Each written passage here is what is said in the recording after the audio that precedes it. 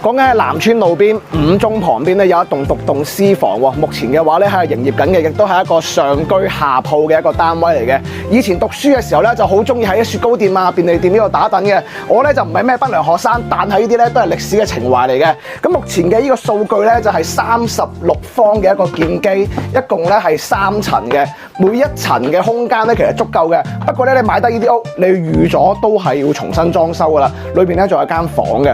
咁後邊呢度轉翻嚟咧就上翻我哋3樓部分，我哋可以睇翻啲街道環境啊，非常之闊落嘅，係嘛？咁啊3層嚟講嘅話咧，總共入淨係81方，目前嘅總價咧係368萬，層高係 OK 嘅，嗱層高係 OK 嘅。空間嚟講係非常之闊落嘅，呢啲鋪嘅話咧可以話係零星小鋪嚟㗎啦，咁啊冇乜嘢貨係可攞出嚟嘅，亦都係車到門口對面咧就係呢個5中㗎啦。有興趣嘅關注我團，帶你過嚟睇。